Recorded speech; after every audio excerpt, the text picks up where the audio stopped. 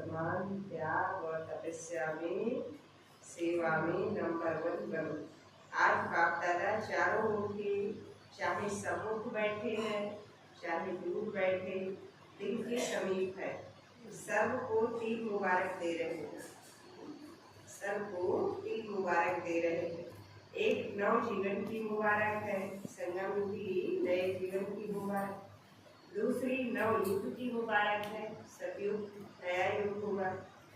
और तीसरा आज के दिन वर्ष की मुबारक है, क्योंकि ये 21/12/2005 में अगला दिन लगने वाला है। कौन सा? 1/1/2006 लगने वाला है। तो बाबा नए वर्ष में बच्चों को मुबारक 3 बातों की दे। एक नए संगम की जीवन की, दूसरा नए सतयुगी नवयुग की, संगम युग तो है ही, ये संगम युग की भी बधाइयाँ दे रहे हैं। और तीसरी मुबारक जो साल का वर्ष परिवर्तन हो रहा है, नए साल का। तो आप सभी भी नए वर्ष की मुबारक देने और मुबारक लेने आए। बाबा को मुबारक दे रहे हो नए वर्ष की, और बाबा से नए वर्ष की मुबारक ले रहे। वास्तव में सच्ची दिल के खुशी की मुबारकें आप ब्राह्मण आत्माएं देते भी हो, देते भी हो। आज के दिन का महत्व है विदाई भी, पुराने स्वभाव संस्कारों की विदाई, पुराने वर्ष की विदाई, पुराने युग की विदाई, और नए को बधाई बधाई है। तो विदाई और बधाई का संगम युग है। आज के दिन को कहेंगे संगम का दिन। संगम की महिमा बहुत बड़ी है। आप सभी जानते हो कि संगम युग की महिमा के कारण आजकल पुराने और नए वर्ष के संगम को कितना धूमधाम से मनाते हैं।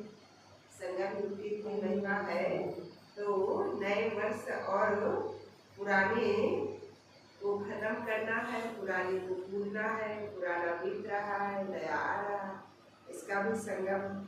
तो नए वर्ष की भी बहुत धूमधाम से ये सेरेमनी मनाते हैं। संगम युग की महिमा के कारण ही इस पुराने नए वर्ष के संगम की महिमा है। जहाँ दो नदियाँ मिलती हैं, क्या होता है? संगम होता है। तो यहाँ दो युगों का मिलन हो रहा है, दो वर्षों का मिलन हो रहा। पुराना वर्ष समाप्त हो रहा, नया वर्ष लग रहा, और परमात्मा और हम आत्माओं का मिलन हो रहा है। पुराना जीवन भूल रहा है, नया संगम युगी जीवन मिल रहा है। तो हर प्रकार का संगम है। तो जहाँ नदी सागर का संगम होता है उसकी भी महिमा, लेकिन सबसे बड़ी महिमा इस संगम युग की है, पुरुषोत्तम युग की है, जहाँ आप ब्राह्मण भगवान आत्माएं बैठे हो। ये नशा है ना, कहाँ बैठे हैं? संगम में, सागर में डुबकी लगा रहे हैं, शिव बाबा के ज्ञान में डुबकी लगा रहे हैं संगम युग पर। तो नशा है ना। अगर आपसे कोई पूछे आप किस समय पर हो, क्या बताएंगे? अभी आपके लिए कौन सा समय चल रहा है? तो हम बच्चे क्या बताएंगे दूसरों को? पुरुषोत्तम कल्याणकारी संगम युग पर है, हम संगम में डुबकी लगा रहे हैं। तो हम इस समय पुरुषोत्तम संगम युग में रहते हैं। क्या कलयुग में रहते हो या सतयुग में रहते हो? तो क्या फलक से कहेंगे? हम इस आप कलयुगी ही नहीं हो, संगम युगी हो। अपने को क्या समझना है? हम संगम युगी श्रेष्ठ ब्राह्मण आत्माएं। और इस संगम युग की विशेष महिमा क्या है? क्योंकि भगवान और बच्चों का मिलन होता है। तो क्या महिमा है? मेला होता है, मिलन होता है, आत्मा और परमात्मा का मिलन होता है। जो किसी भी बच्चे मधुबन पहुंचे हैं बाबा से मिलन मनाने के लिए, कभी स्वप्न में भी नहीं सोचा था कि ड्रामा में मुझ आत्मा का ऐसा भी भाग्य रूठा हुआ, भगवान से मिलने का भी मेरा पार्ट फिक्स है। कभी स्वप्न में भी नहीं सोचा था। जो अभी परमात्मा पिता से मिलन मनाने मधुबन पहुंच गए, आत्मा का परमात्मा से मिलने का भाग्य था। और है, कल पहले भी था, अभी भी है, कल बाद भी होगा। बाप भी हर एक बच्चे के भाग्य को देख हर्षित होते हैं। वाह बच्चे वाह, वाह भगवान बच्चे वाह। भगवान बच्चों की महिमा कर रहे, अपने भाग्य को देख दिल में अपने प्रति वाह वाह के गीत गाओ। मैं वाह वाह मेरा भाग्य वाह, वाह मेरा बाबा वाह, वाह रे मेरा ब्राह्मण परिवार वाह। ये वाह वाह के गीत ऑटोमेटिक दिल में गाते रहते हो ना। ऐसे कहते हैं, वाह मैं आत्मा वाह, वाह मेरा भाग्यवान, वाह मेरा ब्राह्मण परिवार वाह। हर बात का गीत गाना, वाह संगम युग वाह। तो बाबा कहते हैं ये वाह वाह के गीत ऑटोमेटिक दिल से गाते रहना। तो आज इस संगम के समय अपने अंदर सोच लिया है कि किस किस बातों को विदाई देनी है, क्या क्या छोड़ना है और क्या क्या अपने अंदर अपनाना है, किनको बधाई देना है, किनको विदाई देना। तो अभी सोच लेना। सभी ने सोचा है सदा काल के लिए विदाई देनी है।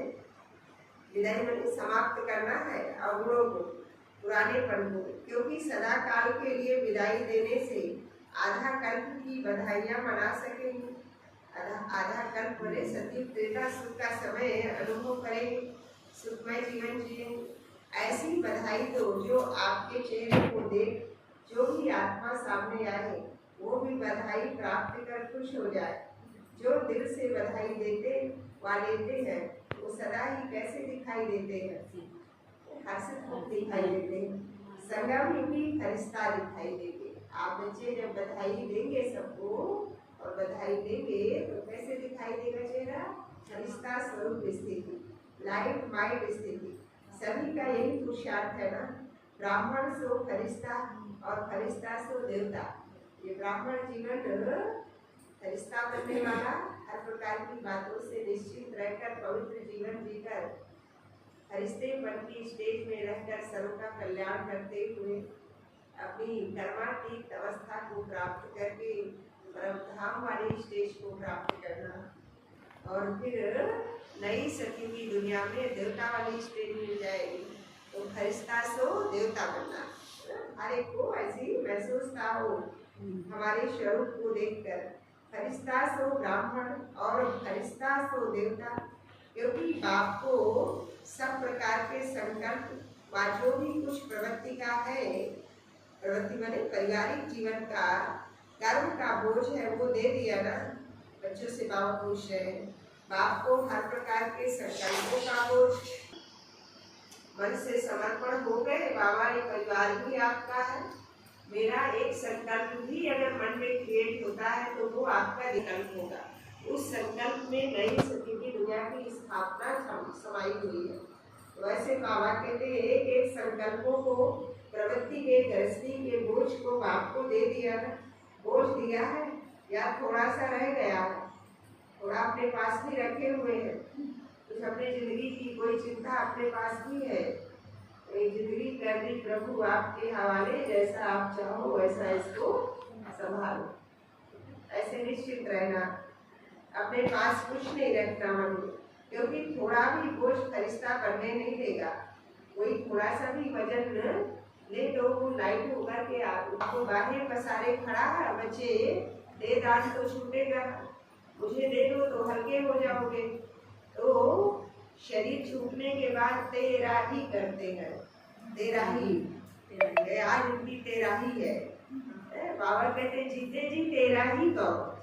शिव बाबा ये जीवन, ये तन, ये मन, ये धन, ये परिवार, ये जिम्मेदारी आपकी दी हुई है, आपको ही संभालना है, मैं केवल निमित्त हूँ, सब कुछ तेरा ही है। जीते जी कहना है तेरा ही है, मन में अपने ऐसा व्रत लेना। मरने के बाद कोई दूसरा तेरा ही करेगा तो मैं कैसे हल्का हूँ।